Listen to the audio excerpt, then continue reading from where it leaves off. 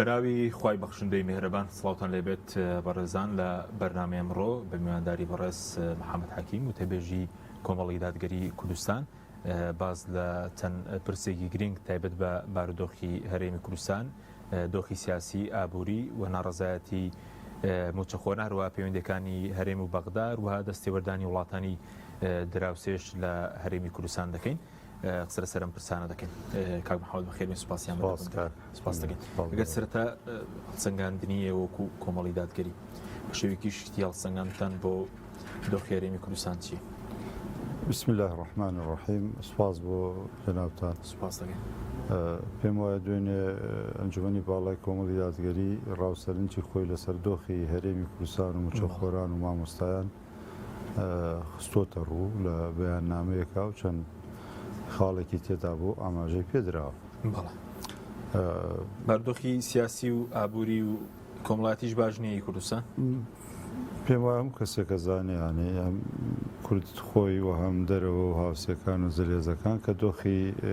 سیاسی و ئابووری و کۆمەڵایەتی و ئەمنی و هەمووی خراپە لە هەرێمی کوردستانە بەداخەوە.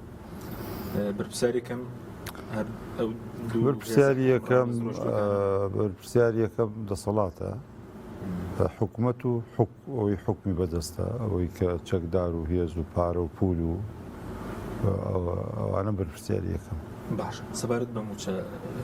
بۆچوونی و کۆمەڵی دادگەری لەسەر دواکەوتنی موچە چیە کە ئێستا ناڕەزایەتێکی زۆری من هەر لە 3 مانگ بڵین موچە لە دواوەیە من هەر لە زووەوە و پرسیارم لا دروست بووە کە حکوومەتی هەرێم ئەم کابینە و کابینەی پێشوش بڵێن ئەزمەی موچە بڵێن زیاتر لەو دوو کابینەیە دروست بووە لە هەردوو یا حکوومەت بێدنەنگە بەرامبەر ئەو هەموو قسانەی کە ئەکرێن چی لە ناوخۆی هەرێم لە سەرزاری هەندێک لە پەرلەمانتاران و میدیاکان و چی لە بەغداش لەسەر ئەندامانی لیژنەی دارایی بەغدا یان وەزارەتی دارایی بەغدا ئەو غموز و ئەو ناشەفافەتەی کە لە سەر داهاتی هەرێمی کوردستان نەوتی نانەوتی هەیە حکوومەت بێدەنگە بەرامبەری، هیچ جوابێکی نییە، هیچ جوابێکی وەک بڵێ داتایی نییە. بۆ نمونە ئێستا تازەترین ئەوەی کە سەرۆکی لیژنەی دارایی بەغدا ینی پەرلەمانی عێراق باسەکە کە بە داهاتی نەوتی 3 مانگەوە بە داهاتی ناوخۆوە بە هەموو شتێکەوە عێراق کوردستان 8 تریلیۆن و 600 ملیاری وەرگرتووە هەیەتی ئەی بۆ بەڵێ بۆ 6 موچەی داوە ئەی بۆ 9 نەداوە. ئەوانە هەموو پرسیارن حکوومەت بەرامبەریانە کە ڕووڵاڵە هیچ قسەیەکی نییە. ئەوە پرسیارێکە لای هەمومان دروست بووە بە تایبەت ئێمە وەکو پارتێکی سیاسی لە هەرێمی کوردستان کە پێگەی خۆمانمان هەیە ئەو پرسیارە هەستەکەین حکوومەت هیچ جوابێکی بەرامبەر نیە. ئەگەر هەر بە داهاتی ناوخۆش وایە دەبوو بە پێ ئەو داتانەی کە هەیە ئەوانەی کە ژمێریاری و قسە ئەکەن و لە میدیاکان و لەسەر تەلەڤیزیۆنەکانی ئێوەش ئایا حکوومەتی هەرێم نەیەتوانی دەست پێ بکە ئەگەر هەموویشی دەست پێ بکە و موچەی لایکە مامۆسایان بدا بۆی پرۆسەی خوێندن قفڵی لێ نەدرێت دەرگای قوتابخانەکان بەتابەت لە دەڤەری سەوز وانە ئایا نەدەکرا مەسەڵەن موچەی هەندێک لە وەزارەتەکاندا و مانگی حەوت دەست پێ بکە باشەی داهاتی ناوخۆی مەسەڵەن 7 و 8 و 9 و ئەوانەی چی لێ هاتووە. ئەمانە هەموو پرسیارن کۆمەڵێ پرسیارن اینجا ئەو پرسیارێک کە ئاراسی حکوومەت دەکرێت ئایا ئێوە ئەم بودجەیە و ئەو مەسەڵەن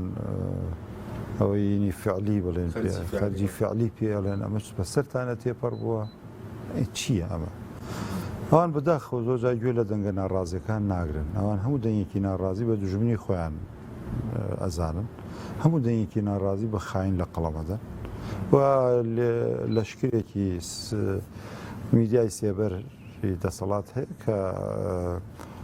ناویان بۆ ئەنێرن و بەزن بەسەریانە و بە خاین و بە خۆفرۆش و بە خراپ لە قەڵەمیان بدەن.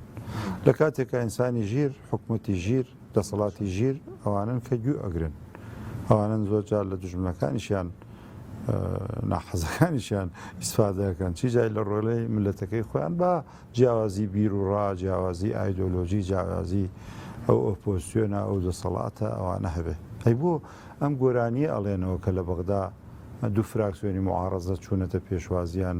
دڵیان پێخۆشە و گەورەی ئەکەن و لە ئەعلام باسی ئەکەن و بە دەستکەوتێکی ئەم سەرۆک حکومەت و یان ئەم حکوومەتەی لە قەڵەمەدەن و کەەوە تا هەموو کورد بەیەکەوەکە کە بەیەکەوە بوون باشە ئەی بۆ پێشتر تا تێنەکەوی گوێ ناگری تا تێنەکەون گوێ ناگرن ئەیکوا گوێگرن کەی گویان گرتووە کەی گویان گرتووە هەموو حزب لە ناو حزب سیاسەکانە بڵێن لە معارەزەکانە حتمما هەندێک کەسەیەکە تایبەت لە بابی بودجەیە ئێمە کاک ئەحمەدمانێ یەکگرت و جەمال کۆچەری بۆ نمرە هەیەوە نیە لەوێنەوەی نوێ کەسێکی هەبێ ینی من شارەزانە بم لەو بوارەیە توانی بێتی تێبینی و سەرنجی خۆی بدات ئەی بۆ گویان لێ ناگرن وانە ئەمن وازام لە یاد بە نەمپرسیوە حەزمە کرد ئەوم بۆ یەکلا بێتەوە پێم وایە کاک ئەحمەد کە مقڕڕ و بڕاردەری لە ژێی بالێ بووە کاتی خۆی بم دەسەڵاتی و تۆ توێتی ئاگاتان بەڵێ لەم خەرجی فعلیە بێ ئەمە خراپە و داوێکە ئەوەکو ئێستا چۆن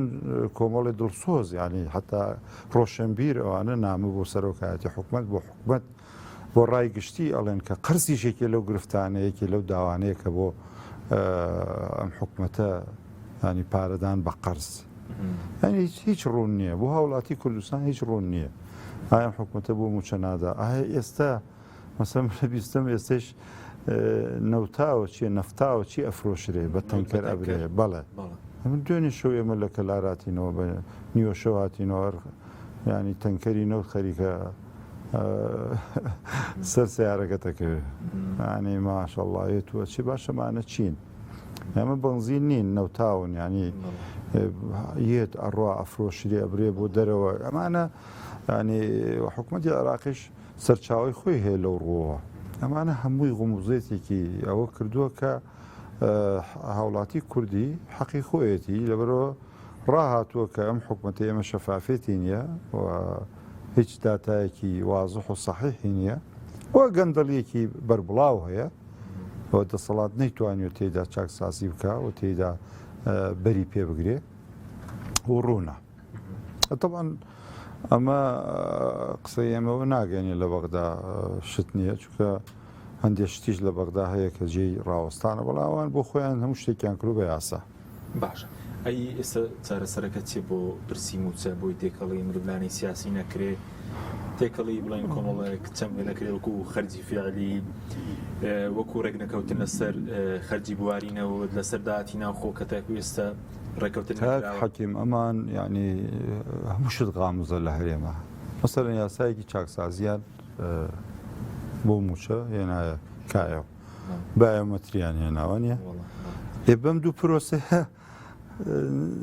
نزیک چەنێ ینی نزیک 7 ملیار خەرجی موچە زیایی کردووە خەڵکە پرسێ بوو ینی ئەمڕۆ ڕێیسی لژنەی دارایی پەرلەمان ئەڵێ پلە باڵا مدیر بەرەوسەر لە عێراقا بە کوردستانەوە ینی عێراق تا ئێستا بە ڕسمی 8 پارێزگا هێشتانە بڕیان لەسەر هەڵەبجە نەدراوە 15 پارێزگا 49 لە سەتی هەیە هەرێمی کوردستان 50ەکەی هەیە بەڵێ ئەنی هەموو پلە باڵا کۆکەیتەوە 100 کەس بێ لە عێراقا 50ین هەرێمە این 3 پارێزگایە 49کەین 15 پارێزگایە ئەمە بەڕاستی هەرڕای گشتی ڕایەکی گشتیش لە ناو عەرەب و سوننەوەوانە دژ بە هەرێم دروستەکە ئەو پرسیارە دێتەڵێ پارە بۆ بنێ نەگەر وایە بۆ هەرێم جا بە قەرزە بە من حەیە بە چییە یانی ئەمانە لای تاک وازح نییە لای هاوڵاتی کورد وازح نییە لەبەرەوە دەبێ حکوومەتەوەم دەسەڵاتە شکر بێ کە ملەتێکی تەبا و هاوڕا و وەسەلەن بێ دەنگ و تا ڕادەیەک بۆتە تووشەوە ئەنی لە چی شوێنێک سێ موچە نەدرێ لە هەندێک وڵات تایبەت وڵاتی بەناو دیموکراسی و پێم وایە حکومت ناچارە کرا ئیستیقالە بدا نەمێنێ بەڵێ ئەم مۆدێلە لە کوردستان نییە ئەم مۆدێلە نییە و مۆدێلە هەیە لە کوردستان یەک کورسیشم هەبێ من وەردە سەڵاتدارم ئەوە هەیە ئەو مۆدێلە هەیە باش ئێستا چارەسەر بۆ پرسی موچە چی چارەسەرێکە چارەسەر ڕێکەوتنە لەسەر خەرجی بوارینەوە تەماشا چارەسەر اتفاقێکی چارەسەر اتفاقێکی وازحە لەگەڵ بەغدایە. باش من بەتایبەت خۆم ینی من ئەزانم لە ناو بەغدایش نەبرەیەکی شۆڤێنێت هەیە و لە ناو شیعە هەیە لە ناو سونە هەیە بەڵام یاقینێک بەرامبەر هەرێم هەیە ئەو وەسەرەن ئەوانە بە فرسەتی ێزانەوەی هەندێکیان کە ئەو شتە هەڵڕێژن بەرامبەر بە هەرێم بە ئێستا ینی ئێستا کە گفتوگۆ لە کاتی لاوازیە خۆی کێشەکە و کاتی هەرێم بەهێز بوو دەبوو بکەوێتە گفتوگۆ لەگەڵ بەغدا. خۆ دەزانی ئەمریکا کە هاتە خەت ئەوتی ڕیفراندۆم مەکەن ئێمە چاودێری اتفاقیەکتان لەگەڵ بەغا بۆکەین. ئەو کاتە هەرێم ئەو کاتە بەڵێ ئەو هەکاتە هەرێم بە قوت بوو. بەڵام ئێستا کە گفتوگۆ ئەکە ئەچێتە بەغدا دیارە جۆرێ لە تەنەزول جۆرێ لە زۆعف لاوازی هەرێم بەرامبەر بە بەغدا هەیە کە ئەچێتە بەغدا. چی وای کردووە کە ئەو کات ئێستا ئەمریکەکان لە نامەکەی تیلەرسن کە 6 ساڵ لەمەوە بەرهەر لە مانگی نۆدا بڵێ سەروبەندی نامەکەی ناوتی پشگیریتان دەکەین لە ماوەی ساڵێکدا کێشی 140 دەسەڵات و داهات پێشمەرگە چارەسەر بکرێ ئەگەر ئەوەش چارەسەر نەکەی مەدان بە پێویستی ڕفراندۆمدانن. ئێستا چی ڕوویداوەکاریمەوەندە لاواز بێت تەنانەت ڕوویداوە کە تۆ نامەی ناردووە بۆ بایدن و دەڵێ هەرێم من نازام نامەی ناردووە یان نەی ناردووە ینی ئەوە بڵێن ئەو بابەتێکی ترە ئانی ڕاستەکەی من وێ ڕای ڕەخنە و تێبینی و سەرنج و وەنیە ئێمە خۆ دەزانی هەموو پۆستوین ئەوانی بەڵام ئەگەرم ئەزمە ڕاست بێ ئەم ئەزمەی بێموچەیە ئەگەر وەرەقەیەک نەبێ خراپە حکوومەتی هەرێم ئەم هەی بێ و نەیدا و وەرەقەیە بەکاری بێنێ و مساومەی پێ بکە حقوقی خەڵکە ئەمڕۆ خەڵک سەبرەگرێ بەیانی سەبر ناگرێ بەیانی شتی نەخوازرا و ڕووەدە هەنی ئەوە هەموو لە ڕێە چوە خەڵک بە تەحمولیان نەماوە ئومێ دەکەم ئەم حکوومەتە بیر لەوە نەکاتەوە لەم ساڵا موچێم و دوو موچە بخوا زۆر خراپە بووی زۆر خراپە چکە دۆخی هەرێم فشاری ئێران دیارە لەسەر هەرێم فشاری تورکیا دیارە فشاری بەغدا دیارە بە شارەزە نییە خۆی هیچ نییە گەر ناویش فشارەکە لەو قۆڵی ترەوەیش فشاری خۆیەکە بەڵام خۆی نییە و خۆی ئەو تا وڵاتەکەی دیارە چۆنە ئەگەر ناویش نەختی هەبوایە وەکو وڵاتانەی تر ئەوش فشاری خۆیەکرد لە چوار لاوە فشارەکرا لەبەرەوە هەرێم بیر لەوانە نەکاتەوە بیر لە چارەسەر بکاتەوە و بیر لە چارەسەر بەوە ئەکرێ لەگەڵ ئێستاش نەچۆ بچێ لەگەڵ ملەتی خۆیان ئاشتەوایەک بکات ڕێ لە گەندەڵی بکرێت هەندێک لەو پارانەی کە براوتە دەرەوە میهێنێتەوە هەر نەبێ لایکە موچێ دوو موچە دابین بکات وازەح بێ لەگەڵ خەڵکی خۆیان من پێم وایە زای چۆنەکە کە حەکیم ئەم ملەتێ ئەمە ملەتێ بڕێ نیشانەی تێدایە نیشانەی لێبوردەیی و ئەوانە تۆ تەماشاکە دوای هەمستەمەی کە سەدام لە ملەتی ئەمەی کرد کە کورد چوە کەرکووکەوانە سەرەتا ناڵێم لە دواییە ینی لە هەندێک پرۆسەیە ستەم کراوە ستەم کراوە لەو منتیقانە لە بە ناوی تیرۆروچی و لە هەندێک لە عەرەبەکان و عەشرەتەکان و دیهاتەکانەوە واقع بەڵام سەرەتا کە کورد دوای 2003 کە ئەمریکا عێراقی داگیر کرد کورد کە چۆ منتیقانە جۆرە لە لێبوردەیی هەبوو وەکو ملەت ئەگەر وەکو دەسەڵاتشنا لێبوردەیی هەبوو کورد ملەتێکی لێبوردەیە ئەمە لەگەڵ غەریباوا بێ لەگەڵ خەڵک و دەسەڵاتی خۆشیە ئەکرێ وابێ وانە ئەکرێت دەسەڵات بیر لەوە بکاتەوە کە پەڕەیەکی سپی هەڵبداتەوە بەڵام ئەم گریمانەیە ئێمە کە باسیەکەین زۆر لاواز بووە بەڵێ دەسەڵات لەگەڵ ملت دەسەڵات لەگەڵ ملت هەڵیاتەوە ڕێ لە گەندەڵی بگرێ و هەرچی پێکراوە هەرچی پێکراوە یعنی ئەو کاتەی کە خەڵک متمانەی بە حکوومەتی خۆی هەبوو ئەو کاتە پەنابردنی حکوومەت بۆ زلهێزەکان نامە ناردن چی کە دۆخێک ئەگەر ینی جۆرە لەو نامانە لەو هەوڵدان بەنێو دەوڵەتیکردنی دۆسیەکەی خۆت ستەمێ لەسەر ملەتەکەتە هەوڵدەی بچی بۆ وڵاتان ئەوە جێی دەستخۆشیە جێ ڕەخنەگرتن نییە. من ئەو کاتە لەو کاتە ینی لەم سیاقەوە ئەکرێ ئێمە ئەو کات دەستخۆشی بکەین. بەڵام ئێستا ئەم دۆخە وەکو ینی پند و شتی عەرەبی زۆرن دەبێت تەرجمەی کەمە بیڵێن بەڵام ئەمە بەدەستی خۆی ینی بەدەستی خۆی بڵێن ئینی کردووە ینی ساڵیان بۆ خۆی وەزعەکەی دروست کردووە و تێککەوتووە بێمە سەرن کە دڵیان خۆشە بڵێن لە بەغدا پێشوازیە کراوە ئەوە وڵا یەک ڕزی بە پێشوازی دروست نابێ یەک ڕیزی ڕێگای خۆی هەیە ڕێچکەی خۆی هەیە یەک ڕیزی ئەوەیە کە فەرەحیە بە گوێ یەک بکەین ئێمە کاک حەکیم ئەوەی لە ئیعلام ئەیڵێن کەمترە لەوەی لە دانیشتەکانە ئەیڵێن بەدەسەڵات بەس گویان نەگرت لە هیچ شتێکە خۆتە زانی کاتی خۆی لە ڕیفراندۆمە کۆمەڵی دادگەری ئەو کات گۆڕان و کۆمەڵی دادگەری هەڵوێستیان دیار بوو بەیان نامەمانە بوو کاکەوە با بەگوێ ئەو هاوسی و زلهێزەکان بکەین ئەم پرۆسەیە دواخێن بۆ کاتێکی کە بابی ئەمە بە فرسەت وەرگین و زمانێک وەرگین لەگەڵ بەغدا کێشەکانمان چارەسەر کەین و وانە ئەو کات 100 پلە لە ئێستا بەرزتر بووین لە چاو بەغدا و بەقوتر بووین و ئەتومەمان توانی ئەمریکا خۆی ڕێعاەتی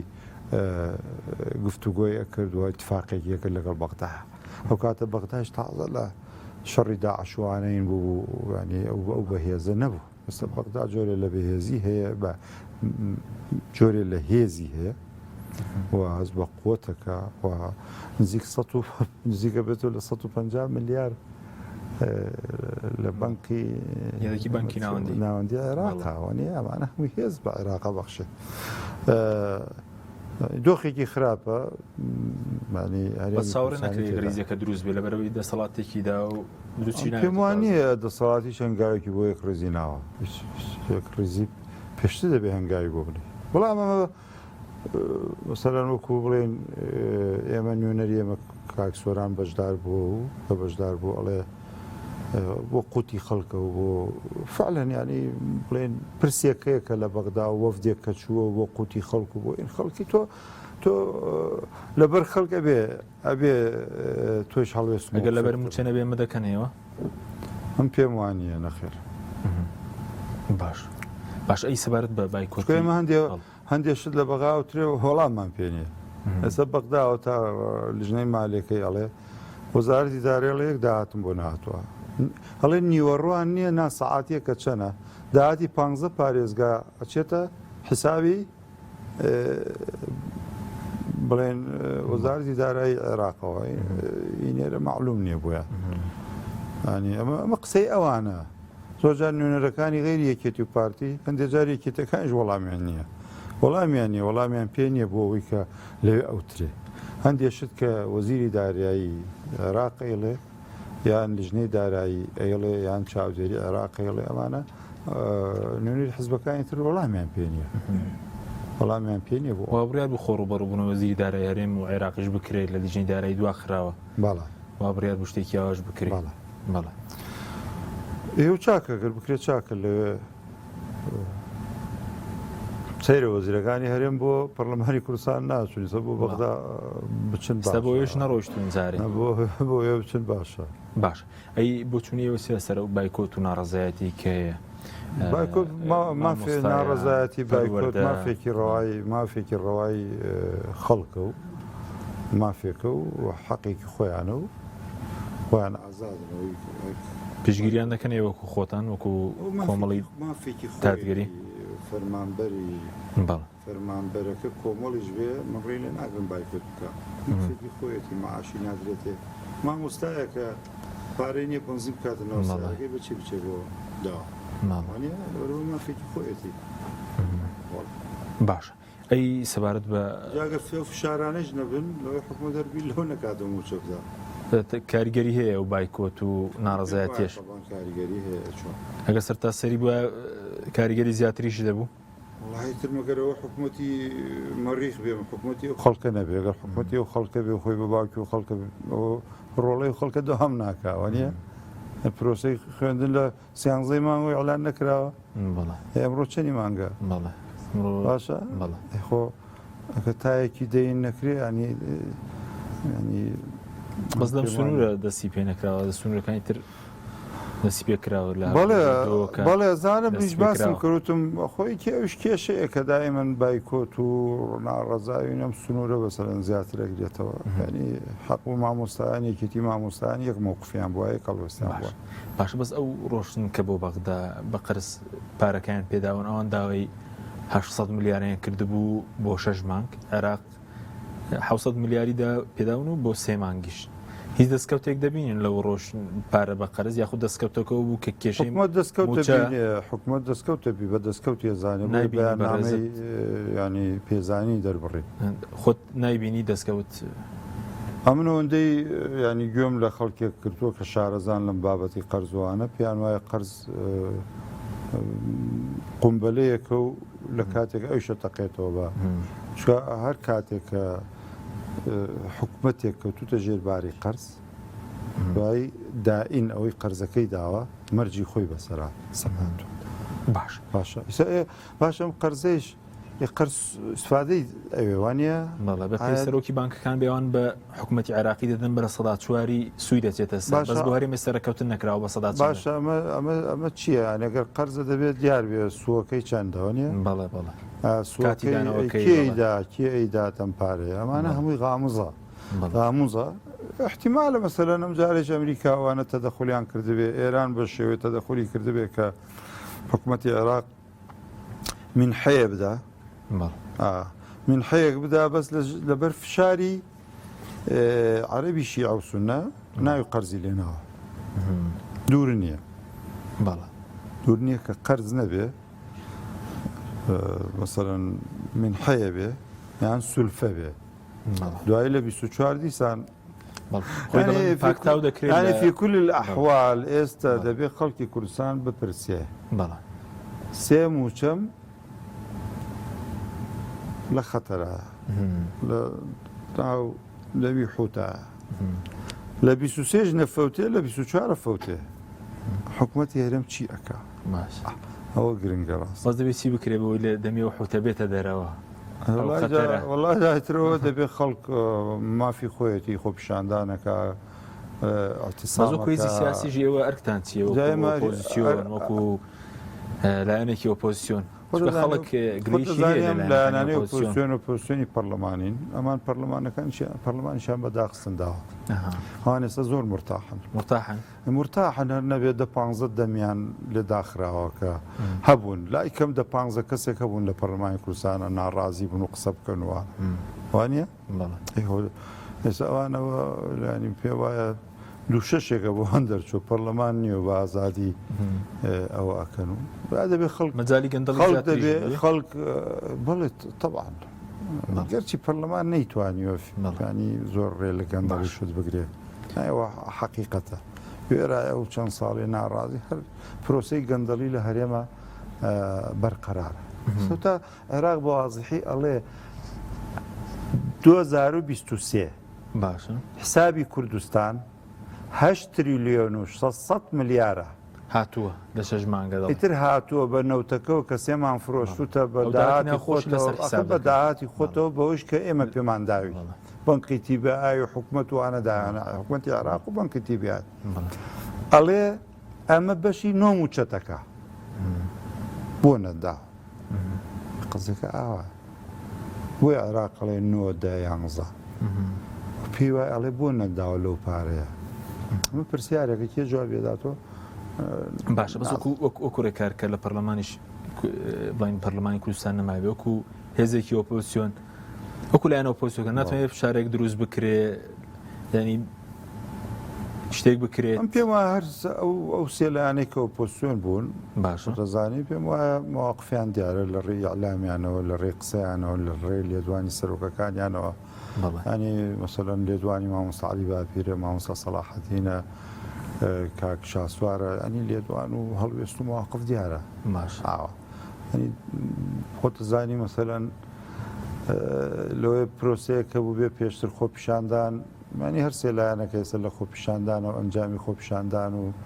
خۆپیشاندان سەرکوت ئەکرێ و تەقە ئەکرێ و ڕۆڵی خەڵکی ئەوە لەوێ ئەم سەرۆکانەیان ئەم حزبانەیش نەتوانن ئەو بڕیارە بدەن وانە خۆ دەزانی مەسەڵەن برادرانینەوەی نوێ دوایی بە درەنگ گەیشتنەوە قەنەعەتی کە خۆپیشاندانیش مەترسیە و خەتەرە و وانە ئێستا مەسەڵەوانیش موچەی بەڵێ دوای دواخرا ئەنی ئەوە قەنەعەتێکی لە ئەم لایەنانە لەوێ دروست کردی بێ کە بەڵام ئێمە ڕێگاکانی تر و لێدوانە قسەیە وەلەکان خەڵک ئێستا ئەمە هەکا بە تاعلیقەڵێ ئەوە قەر قساکەن باشە ینی ئەمە قسە ناکەین چکەوانی کە مەسەلەن مانەگرن ناڕازین ئەچنە سەر شەقام بایکۆت ئەەکەن ئێوانە بەشێکی ئەندام و کادرانی ئێمە خەڵکی تر نین وانێ ینی ئەوە باشمانی هیجا میدیا حزب وایە خۆ منبەری حزب میدیاکەیەتی وانێ لێدوانی بەرپرسەکانێتی بەیان نامەکانێتی پێم وایە بەیان نامەی کۆمەڵ دوێنێ بەیاننامێکی بۆم جارە زۆر بەیاننامەکەتان لە بەرە دۆخی خەڵ خراپە دۆخی خەڵ خراپە و تا دۆخی خەڵ خراپتر بێ ئێمە هەنگاوی تریشەنین هەنگاوی تریژێن هەنگاوی داتوتان چی دێ لەسەر هەڵبژاردننی باڵا ئەنجومەنی باڵا کە کۆ بێتەوە هەنگاوەکانی تر باش دیارەکە بەزێمە لە بەردەم هەڵبژاردننی پەرلەمانی کوردستانیشی لە بەیاننامەکەی خۆشتان ئاماژتان بەوە کردووە کە هەوڵتانەوەی کە بەرەیەکی ناڕازی لەگەڵ حیزب و پۆستەکان دەنگی ناڕازی چالاکوانەکان شتێک بکریت هەوڵێک دەدەن وەکو خۆتان بەڵێ کا حەکیمێمە نامەی ڕسمیمان بۆ هەندێک لایەنی ناڕازی ناردووە پشت بەس بە بڕیاری سەرکردایەتی نامەتان بۆ ناردووە باڵێ نامی فەرمیمان ناردووە بۆ لایەنە ئۆپۆزیسیۆنەکان کە یەک لزبین چی تێدایە نامەکە کە یەک لزبین ئێمە ئامادەین یەک لستی ناڕازی بە یەکۆ دروست بکەین یەک لست جیاوازیەکی هەیە لەگەڵ مەسەلەن لەوەی چوونی هەندێ برایانترە کە بەرە بێ بەرە هەرێکی لستی خۆیە بێ و ئەوم پێمان وایە ئەنی ئێمە بێک لستیمان لەم قۆناغەیە بۆ دەنگی ئۆپۆزیسیۆن و ناڕازیەکان لاپەسەندتر ئامادەن بایکۆتەن لەسەری زلایەنێکی ژنیوەکو ئەوەی خەڵکی ناڕازیە ئۆپۆزیسیۆنە نە بایکۆتمان نیە ئێمە گفتوگۆکەین ئامادەی گفتوگۆین و ئامادەی بەس ئامادەیمان ئەوە بڕیاری قیادەی کۆمەڵەوە خراوتە سەر وەرەقا و بەنامەی نێردراوە گەشتووە و بەنامەی ئەنجومەنی باڵا نێردراوە بۆ 3 جیهەت ئەوەندەی ئاگدار وەڵام جارێ نەهاتووە بڵێن وەڵام هایە هاتوون دوای نامەکە سەردانی کۆمەڵیان کردو و دانیشتن بۆ و کۆبنەوە بووە و قسە بووە و هیچ ئێمە چوونەتەوە بۆ لایەن و سەردانمان کردووە و داوای جوابی نامەکەمان کردووە باشە بەسەوە هەر لەگەڵ ئێوە دەتانەوە یەکلیستی هەر لەگەڵ لایەنەکانی ئۆپۆزیسیۆن یاخۆ خەڵکی ناڕازی چالاکوان ئەوەی کە هەیە ناڕازەکانش هەمویان دەتوانێت بە یەکلیستی چی بکرێکەوە هەدەفتانە بۆ نمونە ئەمەلێک بە خەڵکە دەی کێشەی کاک حەکیم دوو کێشە لە هەڵبژاردنەکان ڕوبەڕووی خەڵکە بێتەوە باشە یەکەم ئومێد ببەخشی بە خەڵک هەوی بە دوو ڕێکە دەنگی ناڕازی و معارەزە و پۆسیۆن و ئەوە بەیەکەوە بێ ئومێدێکە دەی بۆی ڕێژەی خەڵکی بایکۆتکەر ئەوانەی کە دەنگ ڕێنەندا و دەنگ نەدەن ئەو ڕێژە کەم بکەیتەوە و ڕێژەی دەنگدەر زیاد بکەیت باش هیوایان پێ بەخشی ئەوە یەک ئەو ڕێگایەک ڕێگەی دووەم حزبی سیاسی دەبێت هەوڵ و فشاری خۆی بدا کە ڕێژەی تەزویرکردن لەلایەن هەردوو ێزی دەسەڵاتدارەوە لە هەڵبژاردنەکان کەم کرێتەوە ئەمەش لە ڕێی بەغدا و لە ڕێ ئەنگاوانەی کە بڵێن بەغدا سەرپەرشی انتخاباتەکانەکە تۆمە من ناڵێمەوە کە بەغدا ینی کاک حەکیم ئێمە خۆمان زۆر خراپە ئەگەر نابڵێ بەغدا وەکو هەرێمە وڵا بەغدا لە انتخاباتە نەزی هەوانە خۆم جارە انتخاباتی بەغدا بوو کە تێبینیمان هەبووە تەزویر کراوە وەنیە هەر جاری وڵاتی متتەهەمە وەنیە ئەوە دوو انتخاباتی عێراقەوە جارێ متتەهەمە وڵاتێک کە ئینی کردو هاکی کردووە و دەستکاری نەتایجی کردووە وانە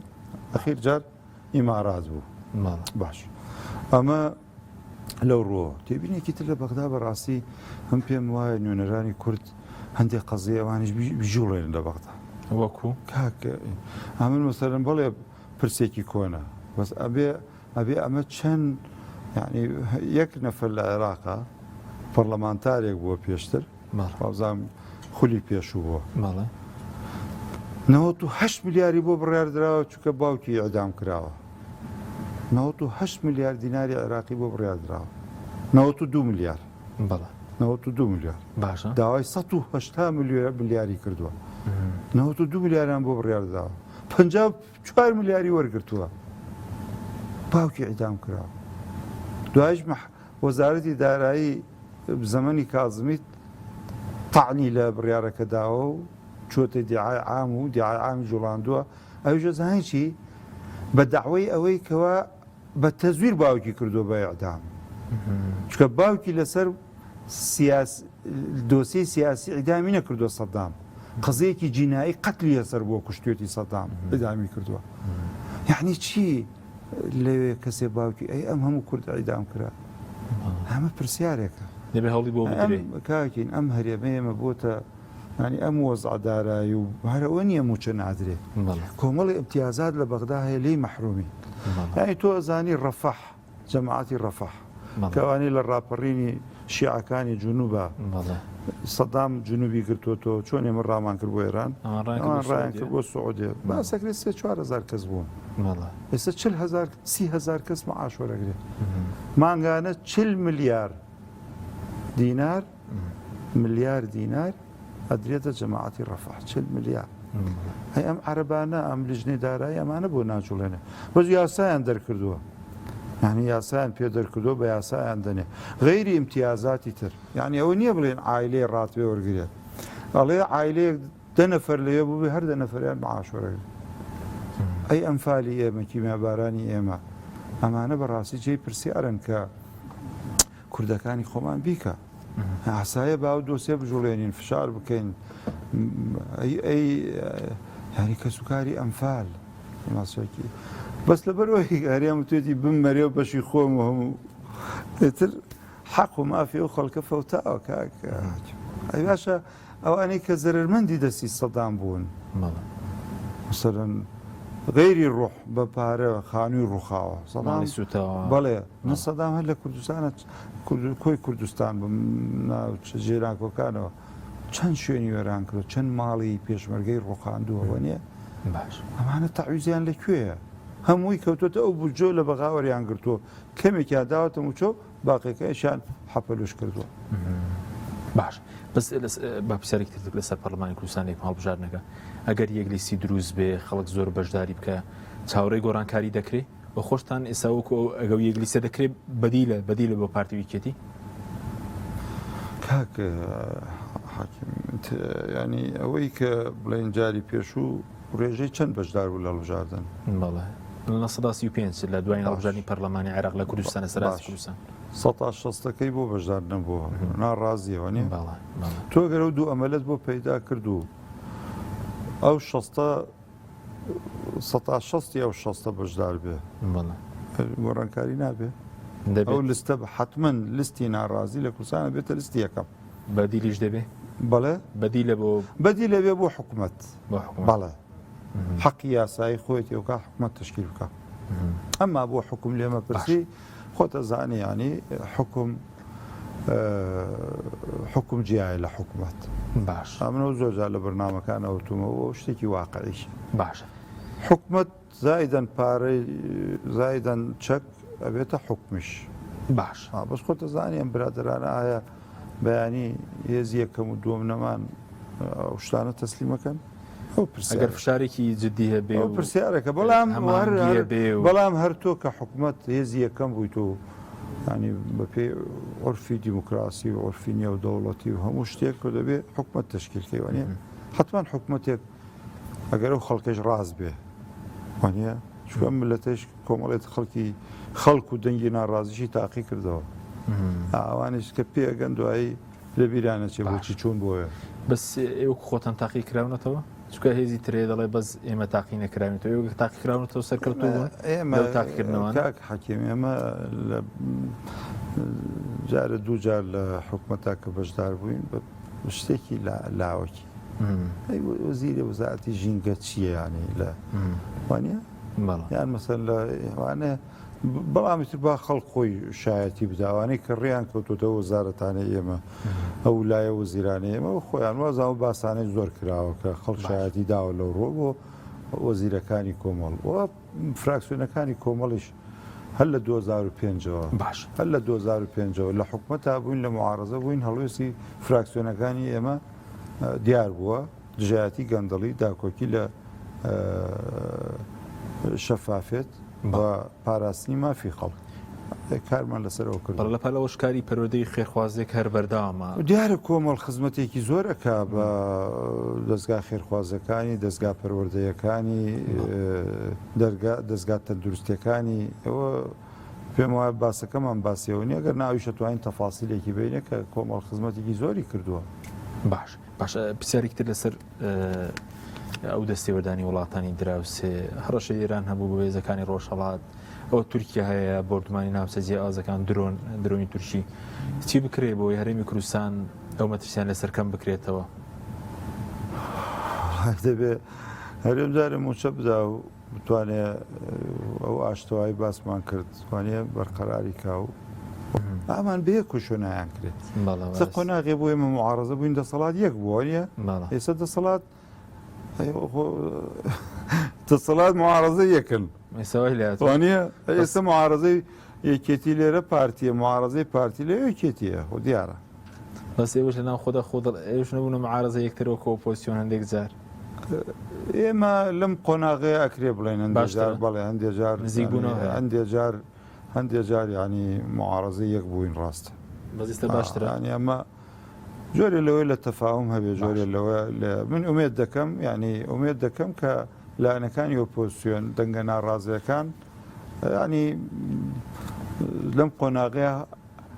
بیریان لای ئەوە بێنگاوی یەکڕیزی بنن لە نێو خۆیانە نەک لە یەک بخوێنن و ڕەخنە لە یەک بگرن ئەوە زای چۆنەکە حەکیم هەیە ئەو بیرۆکەیی هەیە معارەزە بێ دەسەڵات بێڵێ هەر خۆم ئەوە یانی ئێمە مەسەلەن لەوەیە لە شوێنێک لە جێیەک پرۆسەیەکی پێکۆبوون هۆ بوو بێ و کەوتوبێتینە گفتوگۆ زۆر بەرز ئەڕوانن هەیەزی ئۆپۆزیسیۆنە زۆر بە گەورە و خۆی تەماشاکە و تۆ بە بچووک زۆر جار لە کۆبنەوەکان تومانە ئێمە پرۆسەیەکی هاوبەشمان لەگەڵ گۆڕانە هەبوو و کاتەوان 25 کورسی بوون وانە ئەو ڕۆژی هەستمان نەکردو ڕاستەکەی ئینسافن بۆ شایەتی ئەو کات من باسی گۆڕانی ئەو کاتەکە گۆڕانی سەردەمی کاگنەو شێڕوان هەستمان نەکردووە چووکە فێرنین لەگەڵ یەکێکات دانشین حسابی کورسی شتمان لەگەڵ بکە کە دانشین ئێمە حزبی سیاسیە چۆن مەسەلەن عێراق ئێستا ئەنجومەنێکی نوقسانە ئەنجومەنی فیدرالی تێگەی لە ئەنجومەنی فیدرالیە دەبێ هەر محافەزەی دوو نوێنەریەیە موسەن سلێمانی هەژدەی نییە لە ئینا لە نوابە بەڵام لەمەکەیە دوو نوێنەرە نێرێ بۆی هاوسەنگیەک لە عێراقا بۆ پارێزگاکان دروست باش وایەنە سلێمانی دووە نێرێ بۆ نمە هەڵەبجێش ببێتە محافظە دووە نێرێ ئەمە گرنگەمەیەکی لەو نوقسانیانەیە کە لە عێراقا هەیە باشە بەس وەکو کۆمەڵی دادگەری چاوتان لە گەشێ بەڵبژارنی داهاتوو خۆتان حازریش کردووە وڵایی مە خۆمان حازرترەکەین و ڕۆژی شەمە کۆبنەوەی سەرکردایەتیمانەیە و لەو ڕۆژ و کۆمەڵ هەنگاوی ترێنین و ئێمە خۆتە زانی لەگەڵ برایانی یەکگرتووە لە کەرکوو یەک لسپانەیە باش بۆ ئەوەیش لەم هەفتە سەردانی کەرکووکەکەینەوە کۆبنەوە لەگەڵ مەڵبەند دەکەین و لەگەڵ برایانی یەکگرتوش لە خەتە بین بۆی هەنگاوی عەمەلی بۆ خۆ ئامادەکردن بۆ حەملەی هەڵبژاردن